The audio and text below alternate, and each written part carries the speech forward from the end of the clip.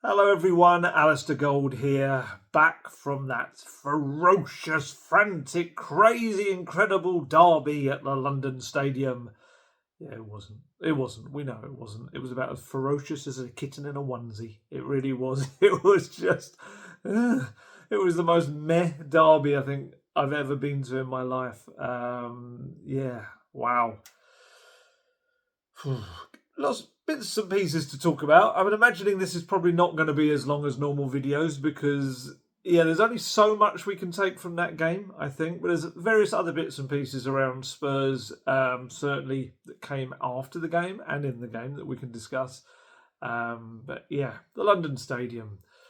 The distance from your seat to the pitch, the distance from the dugout to the pitch is just incredible, absolutely incredible. Yeah, but there we go. It's a whole other thing. That's a whole other thing. It is.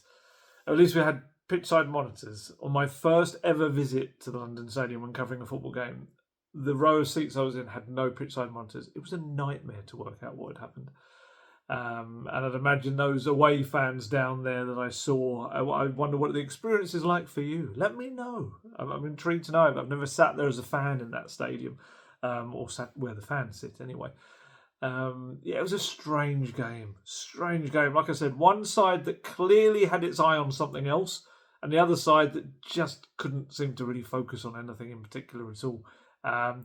It was a battle, in the very loosest of sense, I think we need to say as well, to not finish 17th. That seems to be kind of what the main aim of that game was.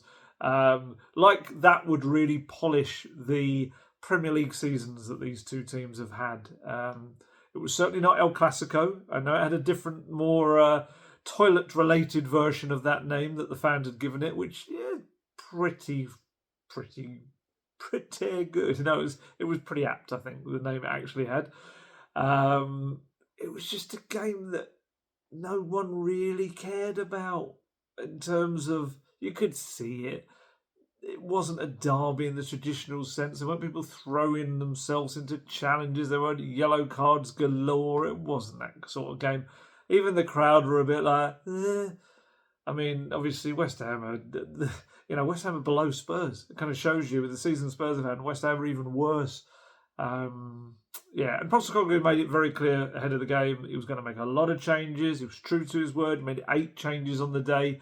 Obviously, the semi-final second leg in what I've been told is Bodo, Glimt, is more important. Please, anyone from Norway, please do let me know if I'm saying that right. Bodo, Glimt, rather than Bodo, Glimt. That's what I've been told. That's what I've been told by people who claim they know.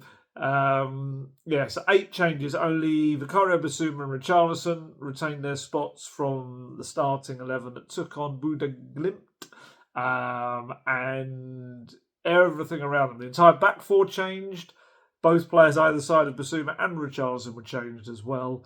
And it was kind of this mixture of players trying to impress. And look, a Spurs B team. There's no getting around it. It was a Spurs B team of sorts, really. And it kind of shows you, I think, how poor West Ham were, that they actually made Spurs B team look in sync and like they'd played loads of matches together or a few matches together, which they just haven't.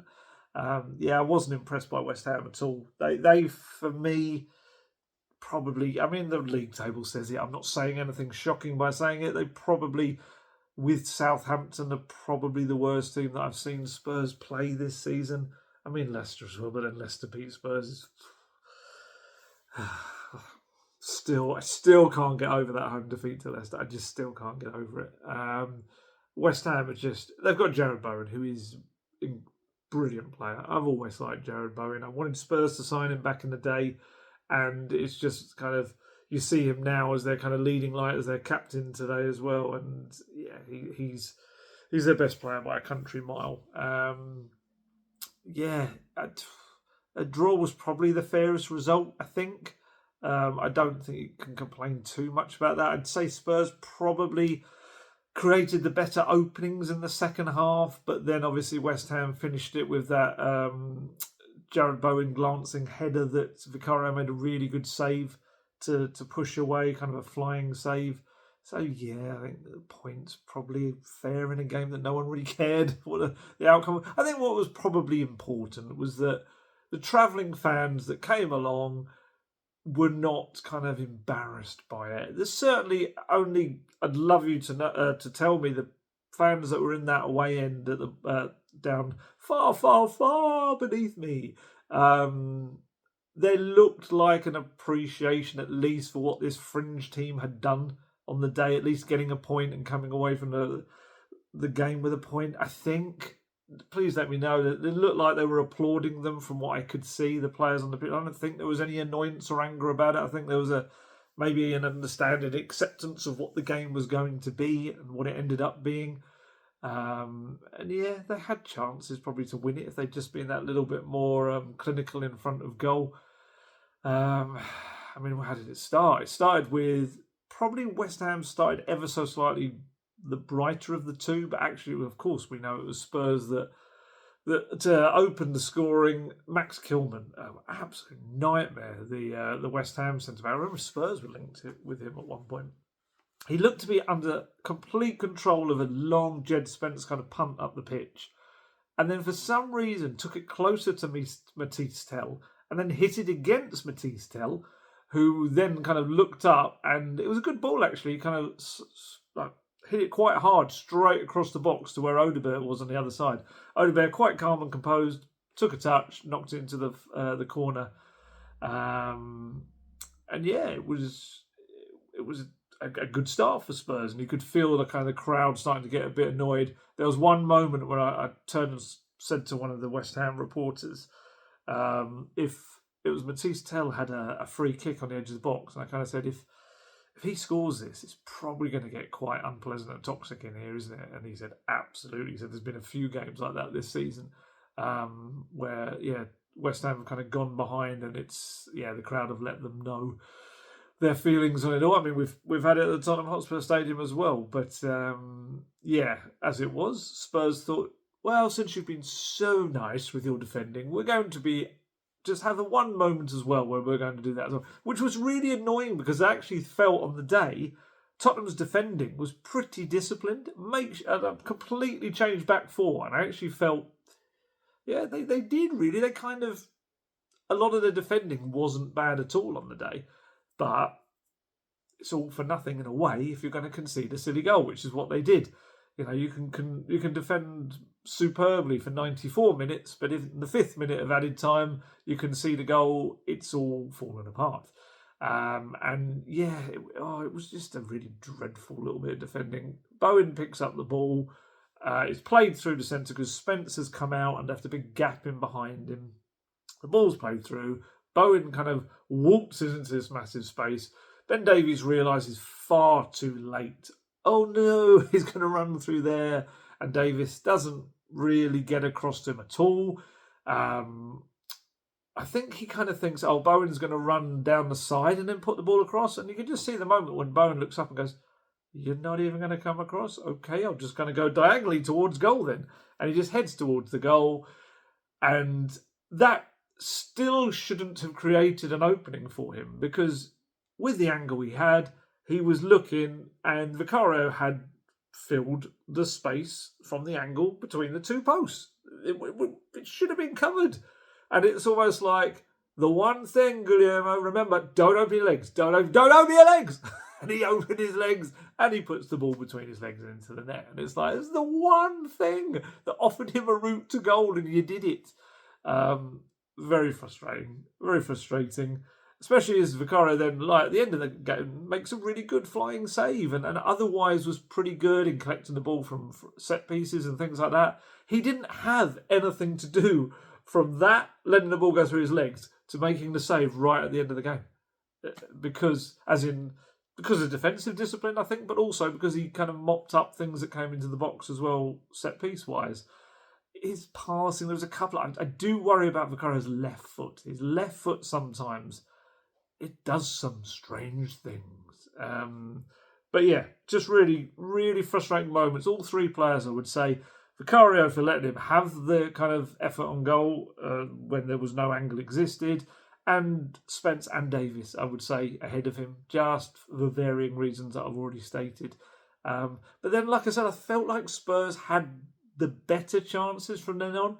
There was quite a big chance before the end of the half. Matisse Tell played a really nice ball through to Richarlison's diagonal run. Richarlison gets into the box, and you're kind of thinking, do what Bowen did, and he didn't. He knocked a kind of ball across the face of goal. Odegaard didn't seem to realise he was going to do that, and it just was one of those where you go, oh, as it goes between everyone and doesn't actually cause any problems. And in the second half, I would say again, Spurs kind of kept that going. I'm not saying it's chances galore or anything like that. I'm not saying they had the amount of shots on goal like they did against Bodo Glimt in midweek, but you know, Pat Matsar played a similar ball to Tell did to Richarlison. Actually, no, it was probably more. That's not right. It was probably a more. How do I put this? A ball down the left flank into Tell's path. Tell kind of swept into the area and it just kind of hit a really weak shot that Areola was able to save. Who else did we have? Oh, Kulusevski knocked down a ball to Richarlison in the box. Richarlison skied it. We had Pat Matasada, a nice curling shot from the edge just outside the area that looked like it just gone over the crossbar by inches.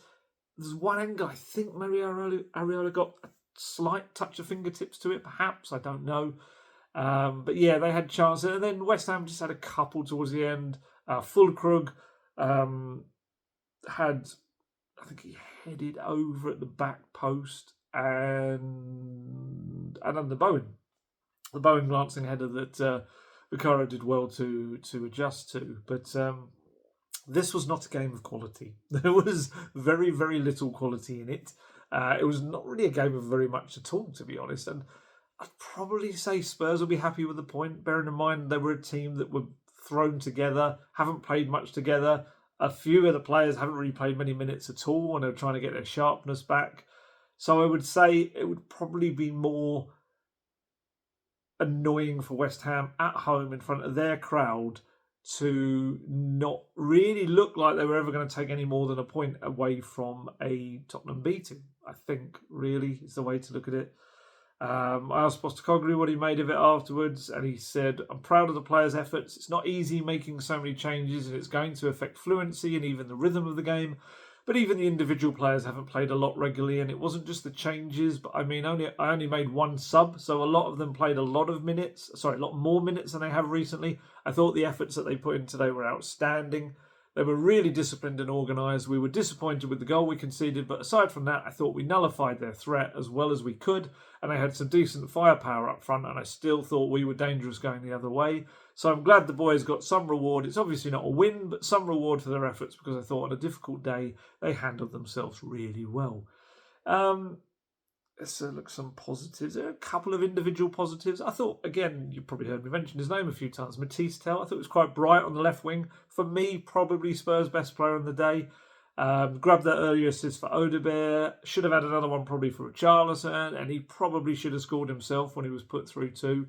He's one of those I felt in the team you could see was trying to push his claim to start in Norway on Thursday night. I think he's edging towards that. I think he could feel hard done by not to make the team, probably. If we were to assume that Sonny, if he is to come back, is probably going to be on the bench after this spell out. I would think it will be between him, Richarlison and Odegaard, and I would probably give him the nod, because it wasn't really only just about his attacking. I actually thought defensively he kind of put in a shift. He worked hard.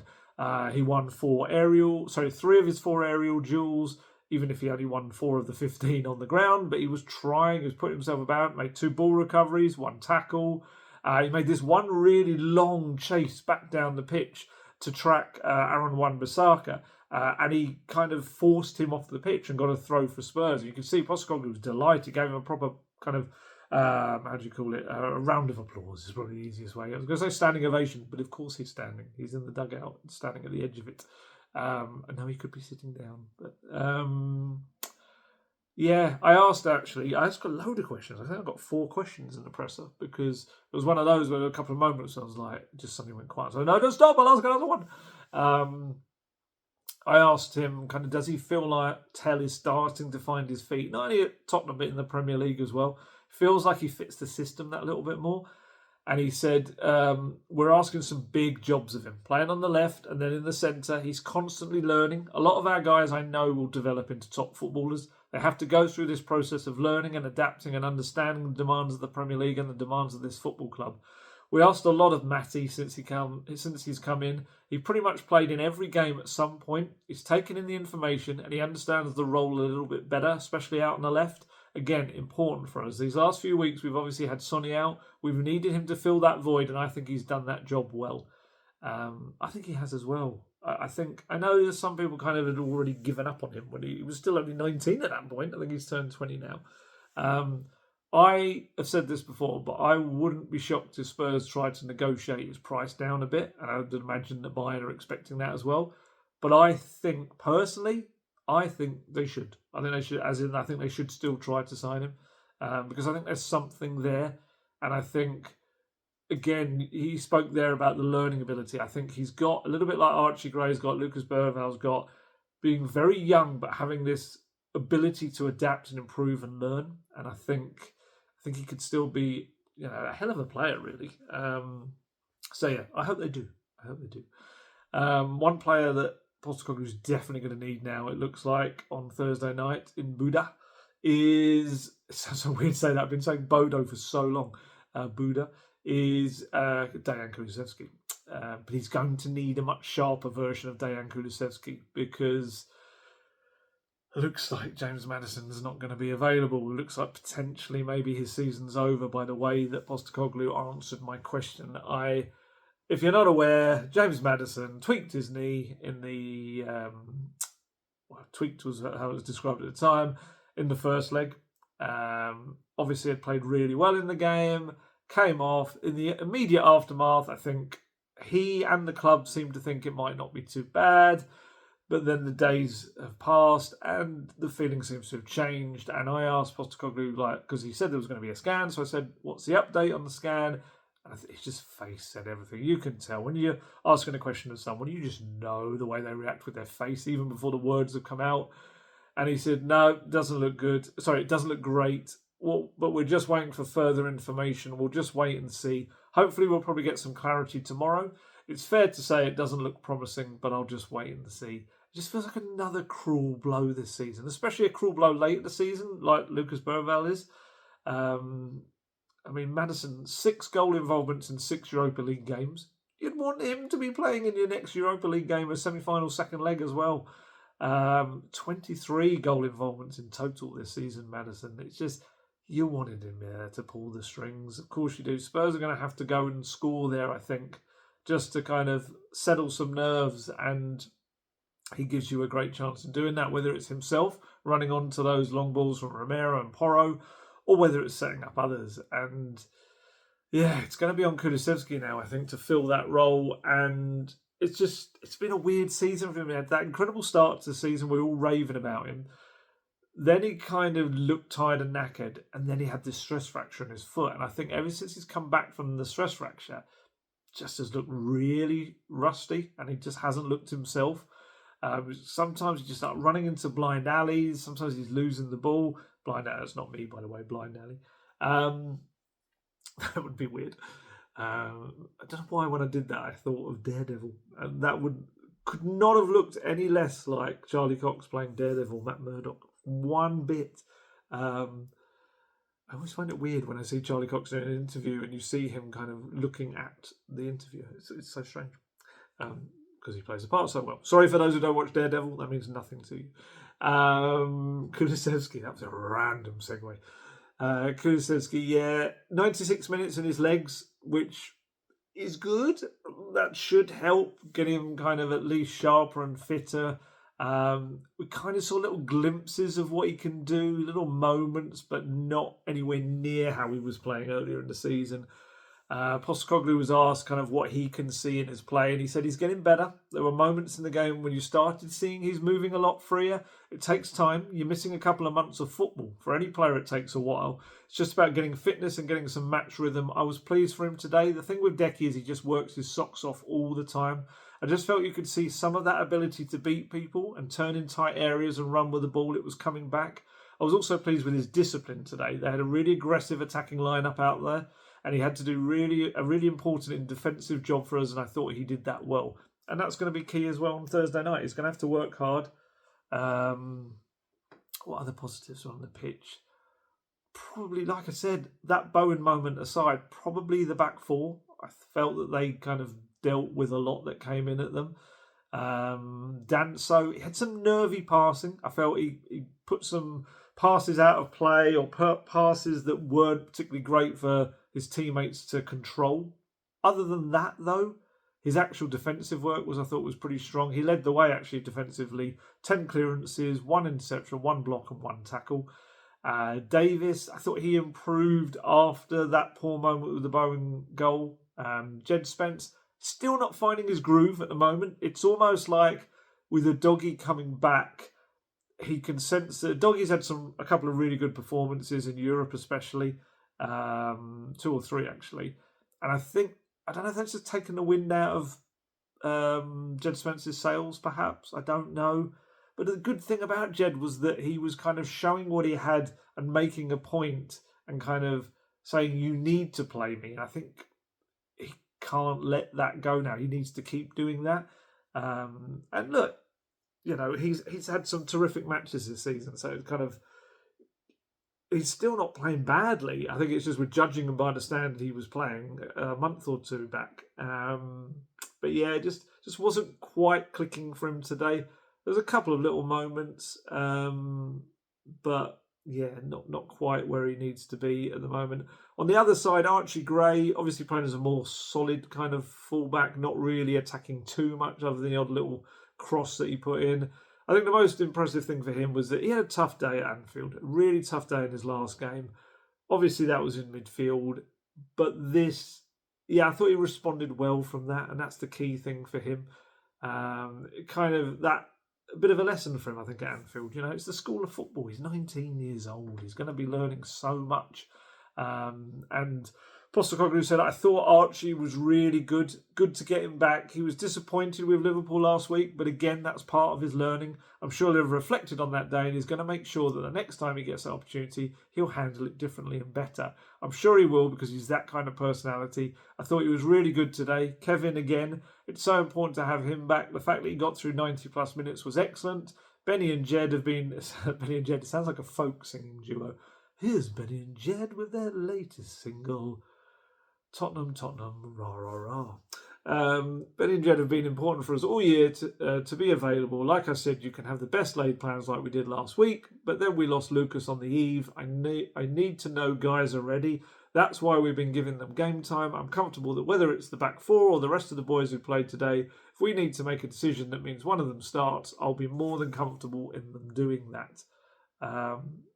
Yeah, who else do we have? Yves Bissouma, I thought this wasn't as eye-catching as his performance was against Bodo in midweek, but he kind of built on those foundations. I thought he was fine. I thought he was solid. Postecoglou said in the past a couple of times, sometimes he feels a game can pass Bissouma by, and I felt like this was a game where he was focused and he was trying to leave his mark on proceedings. 7 ball recoveries, 2 blocks, 2 clearances, 1 tackle, 1 interception. I thought it was all right, Bissouma, and that's what you need. We just need that rhythm now. We don't take the foot off the gas in Norway. Please do not use Bissouma, because Yves Bissouma, when he's playing well, is a big kind of thing for Spurs. It really is. It doesn't happen enough, unfortunately. Alongside him, I thought Sarr kind of grew into the game. I thought first half he was very quiet. Second half he kind of made more of what he did with the ball, was more efficient with it. I thought kind of Wilson Odobert was the opposite. Odobert kind of started really brightly with a nice composed finish, and then I felt he kind of lost much of his impact as the game wore on. Richarlison up front, one of those battling performances that he puts in. Yeah, like I said, fired that one across the face of goal, fired over from Kulusevski's knockback. I feel like there was another moment as well that he had as well. Don't know. I don't know. Oh no, yeah, there was. First half, Spence put in a low cross, and he kind of did really well to get across. I think it was Kilman, but he then like span the ball up and over the bar, up and over the bar. Yeah, he was okay, Richarlison. Not great, but he was okay. I think probably for him, it's more important than anything, or as important. 68 minutes in his legs. Looks like he's getting more confident in his body as well, which is a massive thing for him. And I guess, like I said earlier, it'll probably be between him and Tell and maybe Odebear to play on the left. You would imagine Johnson comes in on the right. Dominic Solanke should be in a position to return from his quad discomfort, let's call it, in the first leg. I asked about him as well, and Postecoglou said Dom's improving. We obviously left him out today, but the medical team are pretty confident he should be right for Thursday. I like that. You see what he did there? The medical team are confident. So if he's not, you know who to go to. Not me, medical team. Yeah, that was quite a clear one. Now, not saying we are pretty confident they are.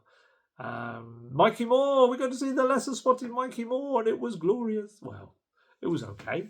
He caused them some issues. His runnings, Lucas Paqueta had an issue with him, brought him down, got himself a booking, which he looked quite emotional about. I think obviously there's a little bit more going on there with Paqueta and his kind of season and what's happening in kind of behind the scenes off the pitch as well. But yeah, Mikey Moore, 25 minutes or so. I don't think we've seen him for about 3 months in a first team match. So all good for him. And I don't know whether Postecoglou lost a little bit of not trust, but maybe the bravery in playing him when he had those couple of games where he was taken off at half time. Brentford, Villa in the cup, I think maybe.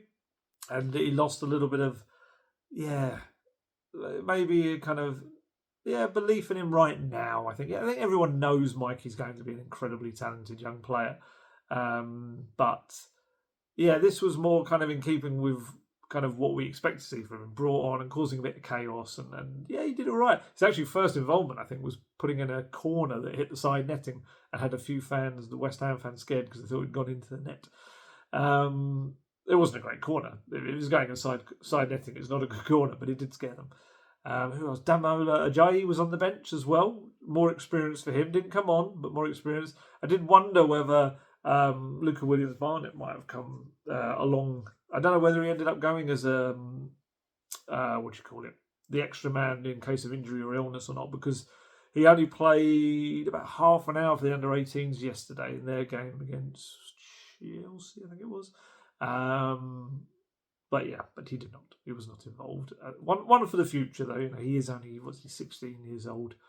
I think he turned 17 till October. So there's differing birth dates for him out there. It's very strange. Some have him as having April 1st birthday, but I think it's October his birthday. The only reason I know it's not because I'm a weirdo that tracks all their dates of birth or anything, but it's more that we know he can sign his first professional contract on his 17th birthday. So I think you're kind of looking where the player's that good, you kind of keep an eye on when it might be happening. But yeah, it was Postecoglou was asked after if he'd seen anything from his players that kind of gave him food for thought, I think, for Thursday. And he said, yeah, I did. I think it's part of the process to make sure these guys are ready. Last week, we certainly weren't preparing for Lucas Berraval to get injured the day before the game, so the guys have to be ready, have got to be ready. And Biss was ready and was one of our best players on the night. The beauty about today was that a lot of our guys who haven't played a lot of minutes recently, we've got some real meaningful minutes, and I thought we did really well. I thought we did well on the day. It's important for Decky to play. He's missed so much foot with his injury, and he's just getting back into some rhythm. Archie Gray, the two wingers, Matisse, guys like Jed and Kevin. I think it's really important for those guys to play and have Biss back up again for another 90 minutes, and even Richie to play again. It's been a juggling act for sure to get to a position where we've got a squad that's capable of tackling what's ahead. We're still cursed with some bad luck along the way, but I was really pleased the guys got the minutes today. They're actually meaningful minutes. They had to work hard, and I think they showed that they're going to be ready for Thursday. Yeah, I'd just about say they had to work hard. It was a game where there was probably just about enough to do. It was like borderline just a bit more than a training ground match.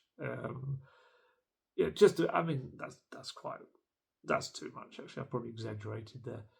But yeah, I think it was important for those players that needed minutes. Let's put it that way, and it served them well. All eyes, of course, are now on Thursday and Bodo. It will also have not gone unnoticed, I would imagine, that over in Germany, a certain Spurs record goal scorer is loving life this evening. Harry Kane, if you know where I'm talking about, Harry Kane, finally removed that shackle from his ankle, the trophyless shackle, along with Eric Dyer. They won the Bundesliga title today, and I think Bayer Leverkusen dropped points. There's 2 games to go, and they got it. And you'd have to be a very cold-hearted Tottenham fan to watch the social media videos of Kane just looking so joyful and relief on his face. You can see it in his celebration videos. Because they weren't playing. I think it's I don't know where they were all watching it, whether it was someone's house or where it was, but he's just so happy. He tweeted just like a trophy emoji. I think he probably says more than any words can. I'd hope the vast majority of Spurs fans will feel happy for Kane. I think just the general wider public now, he deserves to be treated with the respect that he should have had before he'd won the silverware. The silverware will not change what a wonderful player he is and always has been. It just kind of almost like validates it for him. It's like a stamp on his world-class passport. Yeah, and we know at Spurs, he deserved far more than he got at Spurs. The club failed to grow around him. It wasn't built to the level that he reached on the pitch, certainly. And this, I guess, is his reward. Just obviously, we all wished it had happened at Tottenham.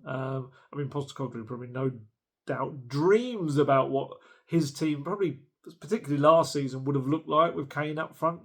I think they're easily finishing top 4, and the amount of goals they scored. You put you put Kane at the tip of that, and I think they would have had a very different season. I really do. But he's not a Tottenham player anymore. He's a Bayern Munich player, and I think there is a certain irony as well, kind of a bizarre irony in a way, that all of those years of Kane looking to try and win, because his dream was always to win a trophy with Spurs. He has now gone somewhere and won a trophy, but yet in the same month, Spurs have a chance to win a trophy without him. It's just mad, isn't it? That both droughts could end potentially, but Spurs have got some work to do first. They need to go to Norway, and looks like obviously no Madison and Berval, potentially Solanke and Son. They're going to have to go there and really do what they did in Frankfurt. That kind of same professional type performance, see it out, get it done. Yes, it's artificial turf. There's some kind of...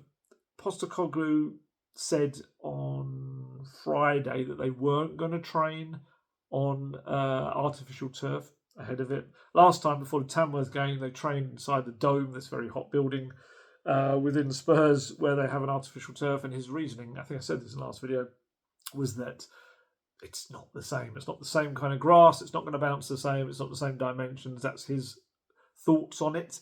And they'll get a kind of a proper training session out there on Wednesday night. I'll get to see, hopefully, the first 15 minutes or so of that out in Norway. Everyone's got different opinions on that. I think a lot of people would like them to have a bit of a training session, artificial service, just to get used to a bounce and that. But then if he's saying it will bounce completely differently anyway, what good does it do them? I don't know. I don't know. But we'll see. We'll see whether it works or not. He did say they've been working on penalties as well.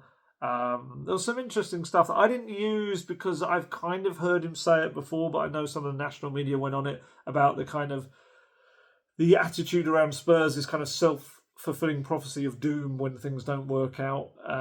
There's kind of almost set up to fail. And he has said that before, which is the reason I didn't really use it, but I know some of the nationals kind of went with it. It's worth reading, but we'll see. I'm reasonably hopeful for Thursday night, but I'm sure as soon as I'm there and in the moment, the Tottenham Hotspur experience will beat that out of me, and I will go back into self-fulfilling prophecy mode. Yeah, they've just got to go there and do it. It's as simple as that, really. The late Norwegian sunlight as well. We're going to have the just before 11 o'clock sunset. So I think the final minutes maybe will just be when it's getting dark. It's just weird that Kane's finally made his history, and there's a chance for his old club, our club, in the most grueling of seasons, to do exactly the same. It's mad. It's absolutely mad that we're at this point. But here we are. So, yeah, we shall see what happens on Thursday night. Other bits of housekeeping, loan players, there's a couple of little standout bits. Manor Solomon scored a beautiful winning goal to hand Leeds the title, the championship title yesterday. Jamie Donnelly and Josh Keeley, I told you to keep an eye on them. Orient were brilliant. They went to Huddersfield and won, I think it was 4-1. Jamie Donnelly got an assist for the first goal, I think it was. Josh Keeley made a couple of great saves as well. I think Jamie's got the most assists in League One this season. He's top of that table. I think Josh Keeley must be up there on on clean sheets as well. Both done really well. George Abbott, I already said he's already in the League Two playoffs with Notts County. Someone mentioned that he might have got injured and had to come off yesterday's defeat that they had, Notts County, but hopefully it's nothing serious, and that he'll be able to play a part in the playoffs. But yeah, keep an eye on that. I think certainly know Orient have got Stockport. I'm not sure who Notts County have got, but yeah, I might try and have a go and see if I can go and watch the home Orient game, because we've come back from Norway, and then there's going to be a Saturday press conference, I think, with Postecoglou, because I think they've got the day off on Friday because they come back quite late on Friday, I think, or certainly later in the morning, I think. So that's what they do sometimes with that. So I think Saturday press conference, I might try and see if I can then head on and go and watch the home game Orient have got. Maybe I'll try and grab a chat with Jamie Donnelly and Josh Keeley afterwards. That's just a very informal plan. I'm currently trying to work out in my head. Whether it happens or not is a whole other thing. But yeah, great for all of them. All doing well. But all eyes on Thursday. I shall. We got this. Oh no! I thought it was some interesting news. It's not. Yeah. So heading off. I'm heading off to Bodo. I'll be there on Wednesday afternoon. It's all so compact. It's like this little town. I say little town. It's about 43,000 people or so. I think someone pointed out if you put together the population of the town plus their stadium capacity, it's still less than the Tottenham Hotspur Stadium holds, something like that.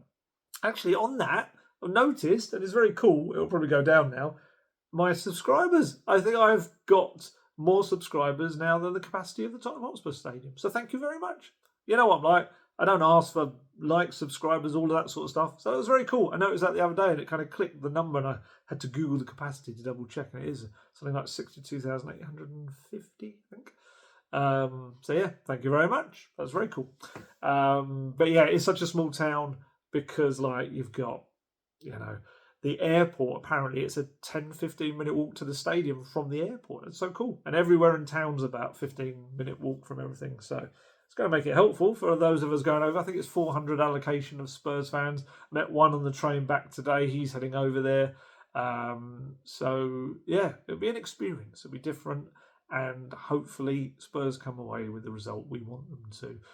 Right, time to head off. That was a weird game to talk about. Apologies for some of those strange tangents I went off on, but we're there. We're at the end. Next time I'll speak to you will probably be Friday night, I would imagine, after returning from Norway, and hopefully we've got a nice, happy video to talk about. That would be great. Yay! Right, time to head off. As always, stay healthy, stay safe, look after yourselves. I shall catch you later. Goodbye.